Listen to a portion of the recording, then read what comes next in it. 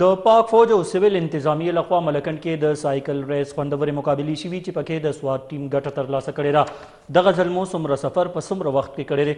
تفصیل لپاره د عمران سریاب دا رپورټ. امن د الله تعالی یو لوی نعمت دی. چرته چې امن وي نو د قام وګړي اره نمونه الوزلو کې برخه اخلي، ځکه چې دا رنګه الوزلي په بدامنۍ کې ممکن نه وي. همدغه رنګ ملکنډ سیمه کې د زلمو په لوبو کې برخه اخیستل د امن غمازي کوي. د پاک فوج سیول انتظامیه او محکمه ډسټرکټ سپورټس په مرسته د درګۍ نه تر ملکنډ ټاپ پورې د سایکل ریس خوندوري مقابلې وشوې چې پکې د سوات لوبغاړو کامیابي ترلاسه کړل. په سایکل ریس کې د ملکنډ، سوات او د پاک فوج ټیمونو برخه اخیستې وه. د سایکل ریس آغاز د درګۍ آرمي چیک پوسټ وشو، کوم چې د سوات لوبغاړو تر ملکنډ ټاپ پورې 60 کیلومتره فاصله په 40 منټه کې سر کړل. د ملکنډ ضلع ټیم دویم او د پاک فوج لوبغاړو دریم پوزیشن ترلاسه کړو. مونږ د منګوري سوات ټیم دی او د آرمي چې کوم ایونت اورګنایز کړو په دې کې مونږ فرست پوزیشن واغستو.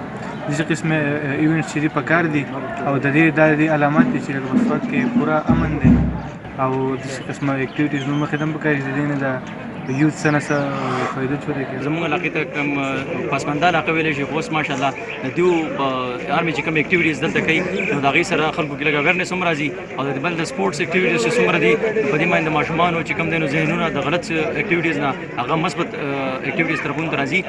ये हम तमाम ज़िले के अंदर मुख्तलिफ़ कॉम्पिटिशन्स करवा रहे हैं, जिसमें हॉकी का ऑलरेडी हो चुका है, कबड्डी का भी सेमीफाइनल और फाइनल होना है और साइकिल रेस ये उसी सिलसिले की एक कड़ी थी.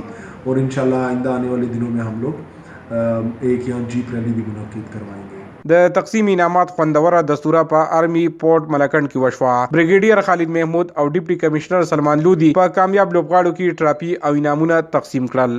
عمران زریاب، خیبر نیوز، مالکند. همدا و تر دې دمه خبرونه د نور خبرونو او اپډیټس لپاره تاسو وزټ کولی شئ زموږ د ویب سایټ خیبرنیوز.tv. راتلونکي نیوز بولیټن پورې مدثر حسین او ارشد علي خان له اجازت ورکړئ. د خدای په امان. د الله